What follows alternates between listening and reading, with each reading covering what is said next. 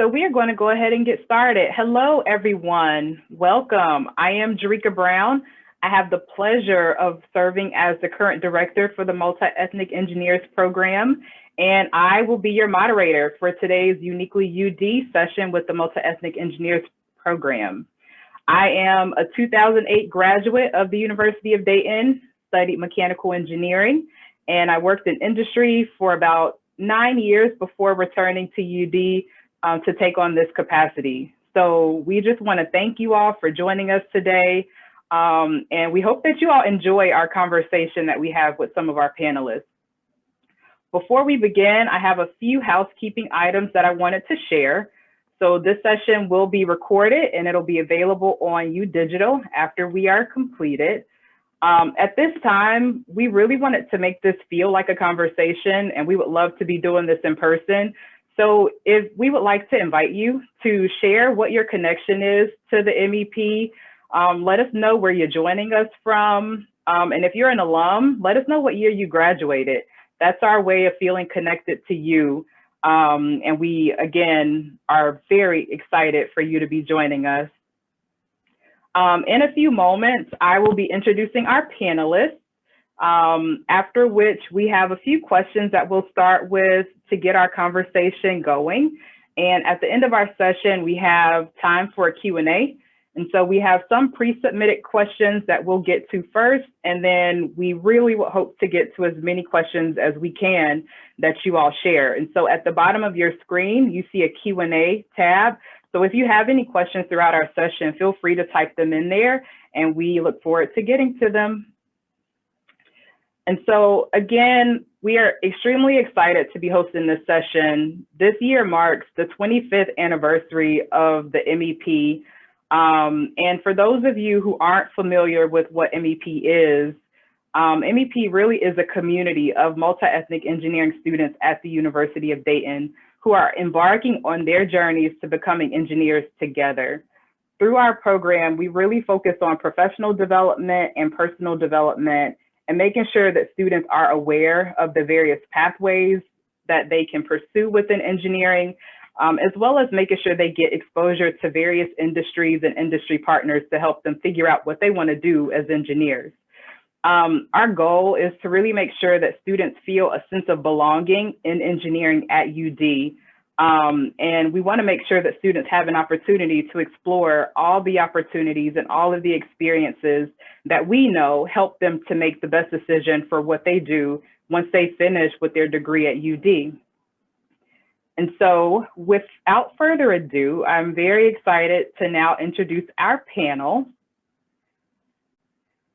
And so I will start with Laura Bistrick. Laura Bistrick currently serves as the Executive Director for our Diversity and Engineering Center at UD. Laura was a former director of the MEP, and she was actually my director because I was an MEP student back in the day. And she's been instrumental in really elevating the profile of MEP and making diversity, equity, and inclusion a top priority for the UD School of Engineering. Laura is a civil engineer, and she worked for several years in civil engineering consulting prior to returning to UD to start her professional career in higher ed. So thanks for joining us, Laura. Our next panelist is the Mr. Maceo Cofield, who is currently retired. And we are extremely excited that Mace took time out of his busy retirement schedule to join us for this session. Mace spent over 15 years as a huge MEP advocate and was really instrumental in bringing the Minority Leaders Program to UD, which was a program that provided some MEP students with an opportunity to do undergraduate research, as well as to receive supplemental scholarship funds to help, fill that gap in their financial need at UD to study engineering. And Mace was also instrumental in bringing the nation's first engineering summer camp for young men of color to the University of Dayton. For those who might be on the call who are familiar, MedTech was lasted 10 years before Mace retired, and we will continue that legacy and continue to offer that program under a new name. but still with that same spirit. And so again, we're super excited that Mace could join us today. Our next panelist is Miss Jada Cooper-Taylor. Jada is a current senior studying industrial engineering here at UD. Jada is a student ambassador for the School of Engineering. She's an RA on campus, and she's one of those student leaders who's in everything. We're very excited to have Jada joining us. She's been instrumental in starting outreach initiatives so that the MEP at UD is making a difference and really connecting in the city of Dayton. And so I've been very proud to get to know Jada and see her grow, and so super excited that she could join us for this panel as well. Our next panelist is Mr. Fernando Del Monte. So Fernando is a civil and geotechnical engineer and has worked as a design consultant for 13 years. He works for Stantec and is currently managing the St. Louis, Missouri office's geotechnical engineering group, which stays busy working on flood reduction and dam safety projects. Recently, Fernando has been part of the design team for the largest river restoration project in the world, which involves removing 3 inline dams in the Klamath River in California and Oregon. And so we are super excited to see Fernando again. And fun fact, Fernando and I were students in the MEP together. We served as MEP ambassadors together. And so it's super exciting to be able to come back 13 years later to talk about how MEP really made an impact in our lives. Our next panelist is Miss Marina Mancuso, who studied chemical engineering when she was a student at UD. And Marina is currently a 3rd-year PhD candidate studying applied mathematics at Arizona State University. Although no longer in engineering, after graduating with a chemical engineering degree from UD in 2018, Marina has leveraged her valuable professional and interpersonal skills that she gained through the MEP in her graduate studies. Her research is focused on modeling infectious diseases, including COVID-19, and she's looking forward to a summer internship at Los Alamos National Laboratory, where she'll be working on modeling mosquito-borne diseases. And so we are extremely proud of Ms. Marina Mancuso, soon to be Dr. Marina Mancuso. Last but not least, I'm super excited to welcome Mr. Robert Legrand to our panel. Robert is a 1st-year Discover Engineering student here at UD. So he's the newest member of the MEP community and the MEP family here on this panel. Even after only a few short months being at UD in what has been an unprecedented year for all of us, Robert has found a way to make it known that he is excited about MEP and passionate about what we stand for. And Robert has become one of our newest MEP ambassadors. And so I'm looking forward to how Robert will share his experiences with MEP in a world that's really different than any of us have ever experienced. And so without further ado, I'm excited for us to get into our panel discussion. All right. So Laura, this first question is for you. Recently, MEP went through a name change. So we have shifted from the Minority Engineering Program now to the Multi-Ethnic Engineers Program. Can you talk about what the motivation behind this name change was and how the name change reflects the mission of the MEP? Sure, thanks, Jerika. So first of all, we're really excited with our name change to the Multi-Ethnic Engineers Program. And there are several considerations that we took into account when we were looking at changing the name. So first, we intentionally changed from the word minority to multi-ethnic. So multi-ethnic is more aligned with the direction that the University of Dayton is using and how we're describing individuals from diverse racial and ethnic backgrounds. Also, the term minority implies a deficit way of thinking around people who happen to be from racial and ethnic backgrounds that are fewer in number compared to the dominant population. And then although minority is a term that we have used for our program for many years, it's a term that we're comfortable that we had been using, we really feel that multi-ethnic is a more accurate descriptor for the students who we serve in our program. So that was a little bit kind of the main reason for the change. A second reason, which is a little more subtle, is we changed from engineering program to engineers program. So the multi-ethnic engineers program is a more student-centered way of thinking about our program. Whereas if we were to say the multi-ethnic engineering program, it's really more centered around the program itself and not as much on the students. And so as you were sharing earlier, Jerika, the MEP is really all about connecting our students to one another, promoting their self-efficacy and engineering identity. So we really wanted to highlight that this program is about the students, not about the program itself. And then finally, we really wanted to keep the MEP acronym. So MEP is familiar. We all use the term. It has a great reputation at UD. And as you shared, Jerika, a rich 25-year history. And so we were really excited that through multi-ethnic engineers program, we could keep the MEP acronym. So in summary, yes, we have a new name, but we absolutely have the same mission in the work that we've been doing for 25 years. That's so important to all of us. And Jerika, really just thanks to you for helping lead the School of Engineering through this name change initiative too.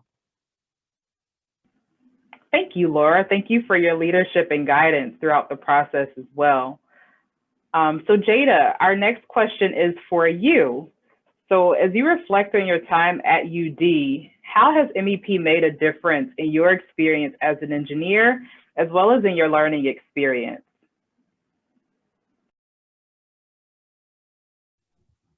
Yeah, so I would say for me, I feel like MEP made a difference in my engineering experience just because mainly I didn't get the chance to co-op or intern, but I feel like the work that I did through MEP really helped me to build some transferable skills that allowed me to convey those in my interviews and allow me to land my job that I will be taking when I graduate, which I'm really excited for. So I really am grateful for MEP for giving me the space to grow and then also having me help my city that I came from as well. Thank you, Jada. You've made an amazing contribution to the University of Dayton.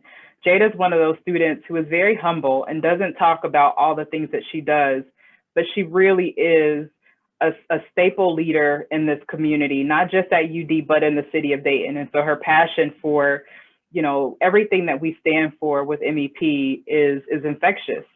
So thank you for all your contributions, Jada. Robert, I like to actually pose that same question to you. As a first-year student, how has MEP made a difference in your experience as an engineering student at UD? My first experience with MEP was the STEM Summer Bridge program, which because of that was one of the many reasons why I chose to come here to UD all the way from Charlotte, North Carolina. MEP has opened many opportunities for me to start off my career as an engineer. I even secured a job with MEP as an outreach ambassador. And even though everything has been different due to the global pandemic, MEP has still provided a sense of community to me that makes me feel wanted here at the University of Dayton.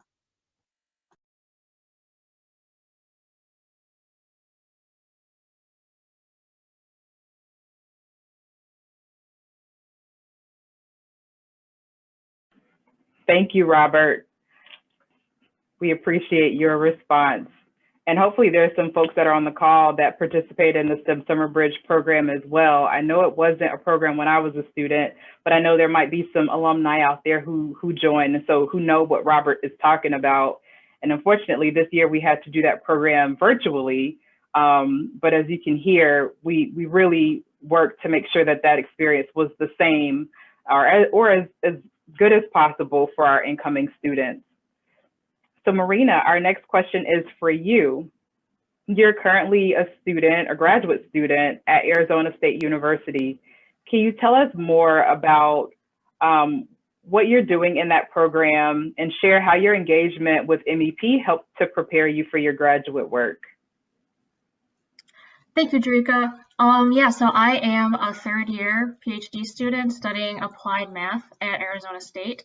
And right now I am just getting started in my thesis work. I have almost finished wrapping up my coursework. And on top of that, I have some teaching duties as well. So I'll teach differential equations each semester. And MEP has certainly helped me develop the leadership and interpersonal skills that were really necessary for me to succeed here. Even though we're all about academia, there's a lot of skills that don't get the same opportunities to be touched on that I learned a lot of from MEP through our opportunities with mentoring younger students and outreach at the high schools, from being able to have opportunities to talk to professionals. All of that was very important in helping me develop those skills to succeed. Thank you, Marina. Our next question is for Mr. Cofield. So Mace, you are the longest standing member of the MEP family on this panel. And even though you are retired, you've continued to engage with the MEP even in your retirement. Can you provide a little bit of insight into the original motivation behind the partnerships that MEP has had with corporations? Can you also speak to why these relationships are particularly important for MEP? Well, going back to the mid-90s, UD had participated in a number of programs trying to increase diversity and inclusion on campus. And that fit well with what was going on in industry at the time. With the in those days, Dayton had about 5 General Motors plants.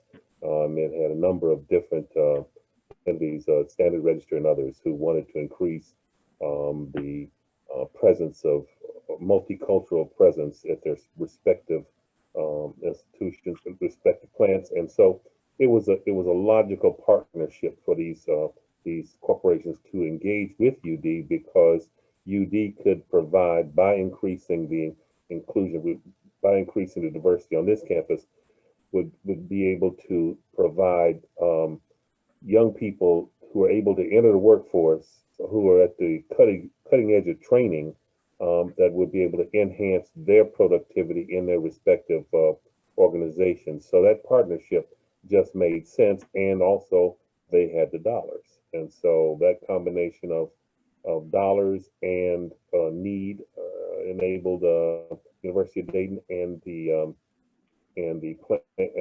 organizations in this region, and actually nationally, to be able to do something that provided scholarship support, that provided training for a number of young people to be able to enter that workforce. And luckily, well, I should say luckily, the dean at the time, Lestingy and Norm Phillips and others, Dr. Norm Phillips, they all got together and they embraced a program that had already moved forward nationally. The National Association of Minority Engineering Program Advocates had a program that they took and did it right, that enabled the University of Dayton to enter into that partnership with strength, with planning, and with an effective program. That makes sense? It does. Thank you for sharing, Mace. And I know you know the history of this program, and I wish we just had more time for us to really go back and understand why that was so important at UD at that time and what it meant for the city of Dayton as well. And maybe there'll be a question later on in that regard. Our next question will be for Fernando. So Fernando, can you briefly share about your current job and how you feel MEP has prepared you for your career as a civil engineer? Definitely. Thank you, Rika. And before I answer, it's great to see you. It's great to see Laura. And we're very thankful for you guys setting this up. And again, another thing that elevates the MEP. So thank you. Excuse me. So I'm a project manager for an engineering design consulting firm called Stantec, and I work in the water infrastructure industry. So we provide design services for levees, for dams, water and wastewater plants, for example. So I manage a group of people, I manage projects, and I'm sure a lot of the people on this call, on this panel, know engineering is typically a team sport, right? So the MEP, without me knowing it at the time, just gave me more opportunities to practice my leadership skills of groups. One example that I know really paid dividends for me was Laura's motivation or push to help me start the Society of Hispanic Professional Engineers chapter on campus. Without me knowing it at the time, it was a challenge to me that maybe felt a little bit too big for me at the time. But with that support, that mentorship, and having that base there to ask for advice, just helped me develop some of those leadership skills. Again, it's at the time I probably did not appreciate it as much, but having that additional exposure to faculty, to staff, and being exposed to those opportunities, I think has really helped on bigger roles at work and in life. So it's been great. Thank you, Fernando. I can absolutely resonate with that feeling of the push, the kind push that you get from Laura or from Mace to do something that you feel at the time. How are you supposed to find the time to do it, and who you have to talk to get that done? So I absolutely can agree with that perspective. Robert, kind of building off of Fernando's response, in your experience, how have you seen MEP inspire leaders? I believe that one of the main points of MEP is to foster and inspire leaders. And they do this by allowing the students to collaborate with one another and to take an active role to grow as aspiring engineering professionals. They also do this by having great role models each student can model ourselves after.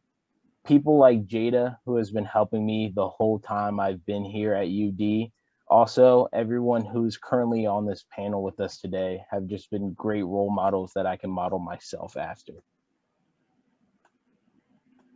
Thank you, Robert. Jada, I'll actually pose that same question to you as a young woman who is about to graduate and go out into the world as a professional. How have you seen MEP inspire leaders, and what do you think you'll take with yourself as you transition into your professional life? Yes, I would say mainly MEP with professional and the personal development workshops that we do really helps us inspire leaders because it helps us gain that confidence that I feel all leaders need. And especially that we have the freshmen come in and then they become sophomores, and then that way they can become role models and friends with other MEP students that are younger than them, and also connect with the older MEP students as well. And just the community in general for MEP, just starting like study groups and things like that. There's always someone that's probably the leader that's organizing those study groups and helping other students out. So I think just the community and the growth that each student has and the experience as a whole for MEP really helps to have that leader aspect. And I feel like for me, I'm really going to take into account when I become, because I'll be starting off in a powerful, like in a position to where I'll have people under me and I'll be like working with people. So I think the experience that I've had with Robert, and then also Naya, who is not here, who's also on the outreach team, really just working with them and seeing how my leadership skills transfer and how we're all able to learn together and work on this new semester of outreach has been really helpful in an experience as well. Great, thank you, Jada.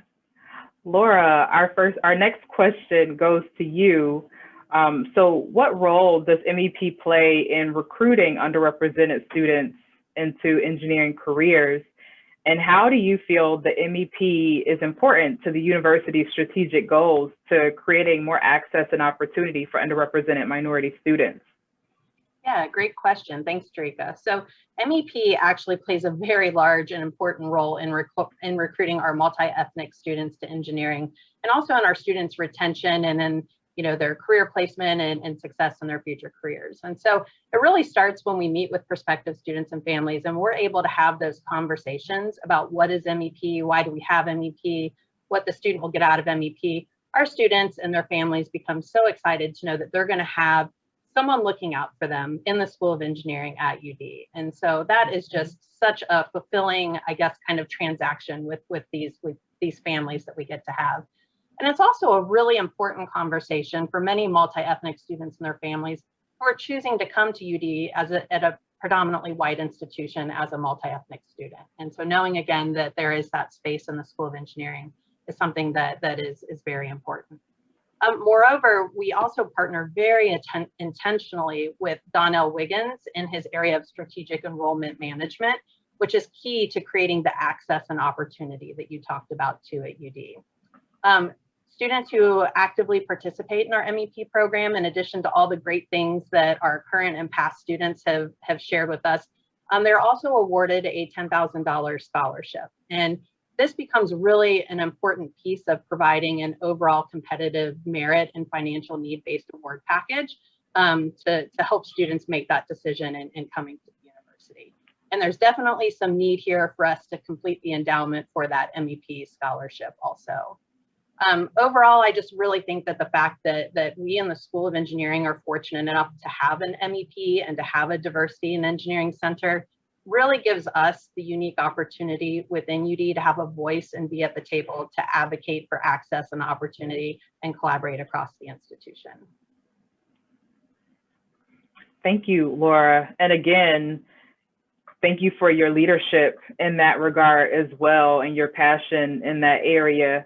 I know for myself, stepping into this role as the new director, having a person that's here who has a passion for this, who cares for students, who believes in the mission, who understands why broadening participation in engineering is so important, has been instrumental. So thank you for that. Fernando and Marina, I'll ask you both the same question. So I'm really curious to know, what is your fondest memory that you have of MEP in your time at UD? And we can start with Fernando. Yeah, so I think for me was really the strategy sessions with you, Derica and Laura. It's the MEP has changed, has grown, and being part of that and seeing that change live, I think was great. And so yeah, I would have to say that, Derica.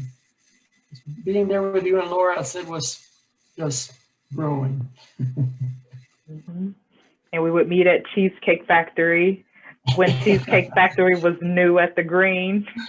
I forgot about that, right? And remember to pay that back. Always buy meals for the younger students that you mentor. So remember to give that back, and I'm sure you do. Yes. Marina, same question to you. What's been your fondest memory of MEP or your time at UD? Looking back at my time in the MEP, I really appreciated being able to share my first year of classes with the other MEP students. So we were all in the same calculus, physics, and chemistry classes. And after meeting everyone from the summer bridge program, then I didn't realize this back then, but this really helped us create a support system where we could help each other learn and grow together. Thank you, Marina. And Marina also was a significant student leader on campus when she was a student here. And so hopefully she'll get a chance to talk more about that. Mace, our last kind of pre-planned question is for you. And then we'll go into some of the Q&A. You've been an instrumental supporter of the MEP and students for over the last 15 years, as I mentioned before your retirement. Based on your experience, what makes MEP unique? Well, this MEP is a bit unique because I've talked to people who have gone through MEP programs at other universities. I've talked to people who are running MEPs at other universities. And the bottom line that I find here is the seamless way that the University of Dayton and its MEP allows students to move within different organizations for support, the support systems that are a part of, that's around the MEP. And a lot of that, again, is as you spoke of, was initiated by Laura and folks who supported her, Dr. Saliba and others. Joe, that allows our students to I don't know the name of the offices anymore. Office of Multicultural Affairs, the counseling program that is part of the School of Engineering, every organization on campus supports what's going on in MEP, and that integration, that seamlessness allows the support for each of the students to really multiply. From what I've seen, a lot of the students, the success and the retention rates that we have allow students to attend the program without the feelings of isolation, without the feelings of that a lot of students seem to talk about in programs at other schools. So it makes it rather unique here at the University of Dayton, and I just love it. Enough said. Thank you, Mace. I appreciate that. And so in the interest of time, we will go ahead and get into some of our Q&A.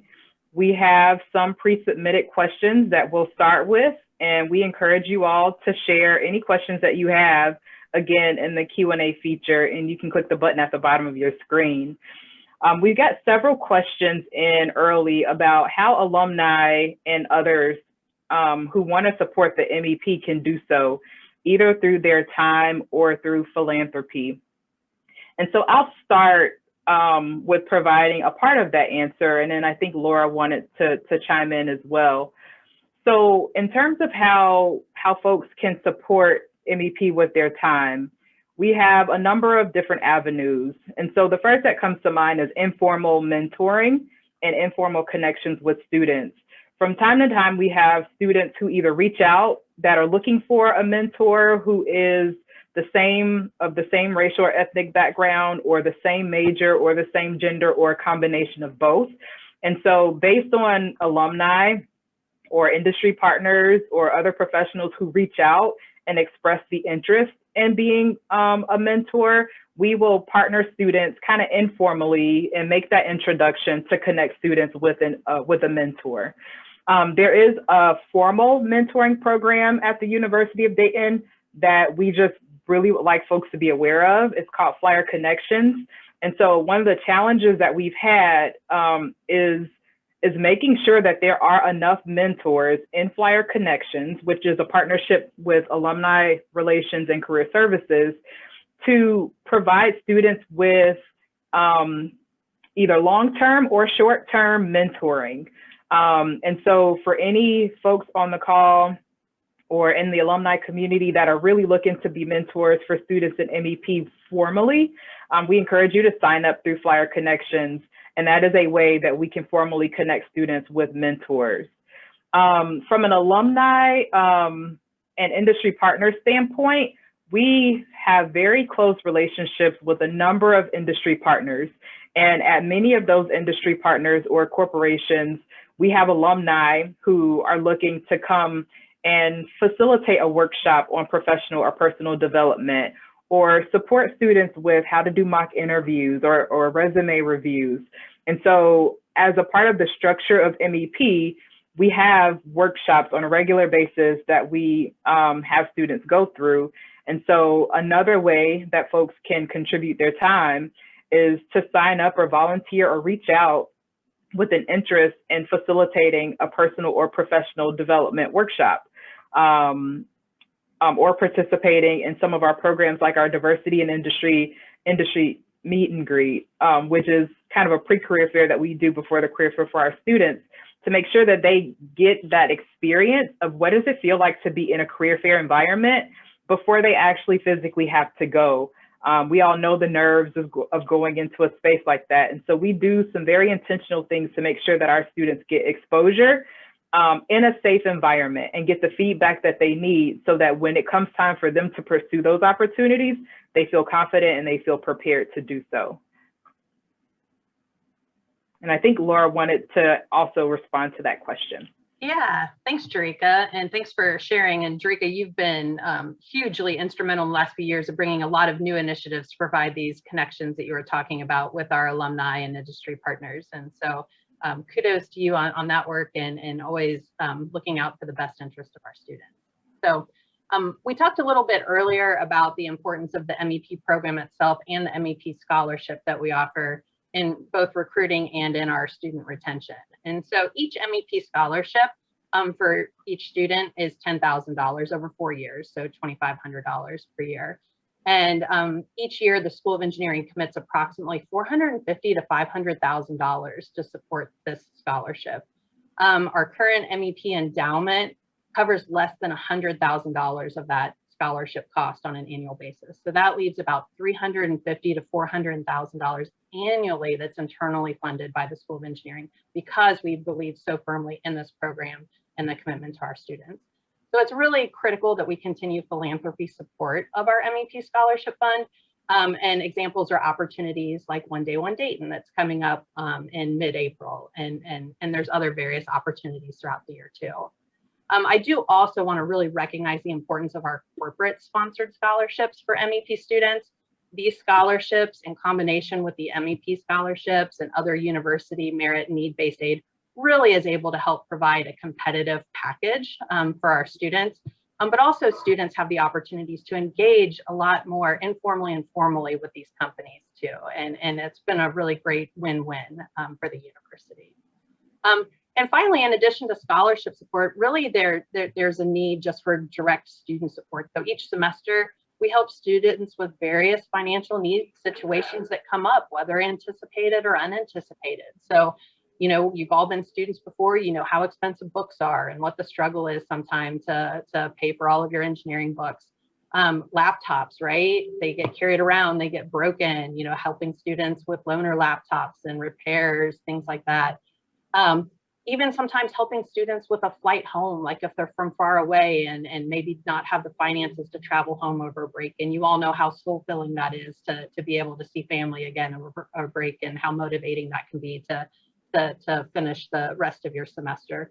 Or even just closing gaps on shorter term, unanticipated financial circumstances. They happen to all of us at some point in our life, right? And so really helping close those gaps. And so there's also kind of a need in that area. And really, we're grateful for any type of philanthropy to our MEP. Any dollar amount, small or large, really adds up and makes a big impact for our students. Thank you for sharing, Laura. Another question that we got in ahead of time was about how MEP supports students who are interested in grad school.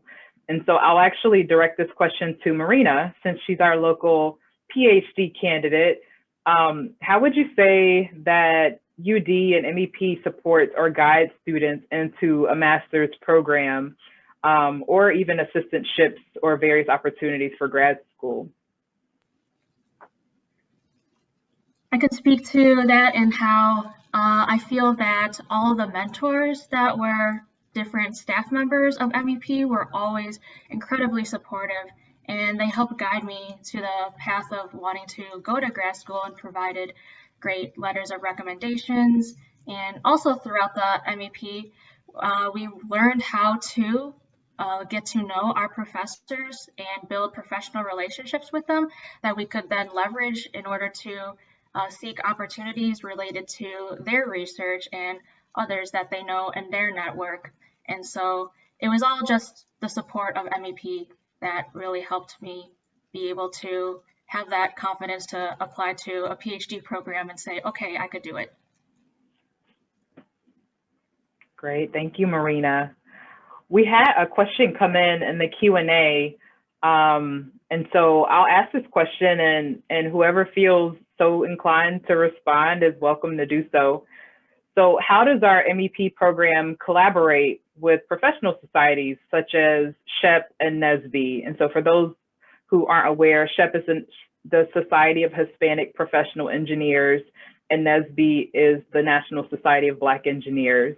And we also have SAFE, which is the Society of Asian Scientists and Engineers.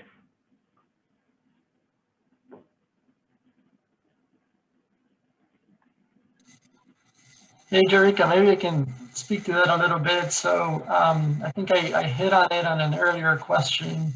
The MEP was super instrumental in reestablishing Shep back on campus.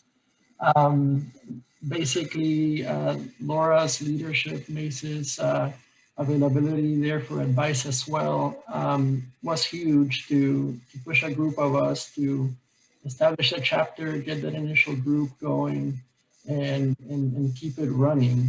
I don't know about current involvement between or collaboration between the MEP and Shep and other societies, but when I was there, it was instrumental in getting that group off the ground. Yeah, and I'll add on to that, and maybe some of our current students or Marina might want to add in too. But for us, these these organizations, national professional organizations that we have student chapters of that are affinity based, are such a huge part of our MEP program. We're very fortunate that Shep has grown. We now have a Shep house in the student neighborhood. We have a Nsbe house in the student neighborhood. SACE started within the last 6-ish or so years at the University of Dayton, and has really been growing in terms of involvement and membership. And we're lucky that it's because it's a national professional organization, there's local professional chapters too, right? So we have our student chapters, so we have strong relations with the local professionals that are part of this. And we make it a priority each year to make sure that we're taking students to the national conferences. I'm not sure, who all's listening has been to these conferences, but I don't think I've ever experienced anything more inspiring than seeing through our students' eyes, being with thousands, tens of thousands of other people that look like them, that have been in their shoes, that are doing amazing things out there, right? And so it is just such a impactful experience for our students. So yeah, these organizations are so important to MEP in general, and we really foster those relationships with the local professional organization also. I'll add on to what Laura said, since I was a part of SACE when it was newly formed at UD, and I'll reiterate that the national conferences were really an amazing way for us to be able to connect with other professionals and other SACE members throughout the country. And we were able to bring so many people to our conferences because of the support from MEP. And there's definitely a handful of students who were able to secure an internship or even a full-time job from those conferences. So there's a lot of people that are very, very thankful for MEP support in that. Yeah, so I'll add to that, and unfortunately we are also very close to our closing. So I'll just share a few final remarks. But regarding how MEP works with professional student organizations, I myself was a part of the National Society of Black Engineers when I was a student here. I was a part of the group that again brought Nsbe back to the university, and a part of that group that was here when we started the Nsbe house. And I now have the pleasure, the honor of advising our student chapters of Nsbe and Shep.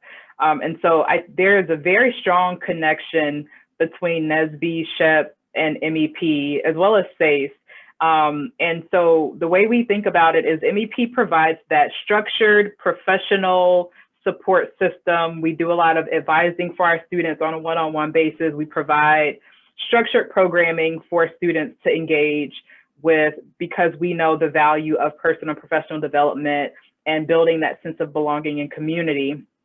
But it is extremely important for students as peers, for students themselves to have a community amongst themselves where they can build leadership skills through executive board positions, have an opportunity to travel out of the state to attend conferences, and just really get to know one another outside of the structures of MEP, outside of the walls of the engineering building, but just to have that support system of other students that are from a similar background, that are going through the same rigors of engineering. And all of us on here who have been through engineering or are in it, we know that it can be rigorous and it can be trying and it can be discouraging at times.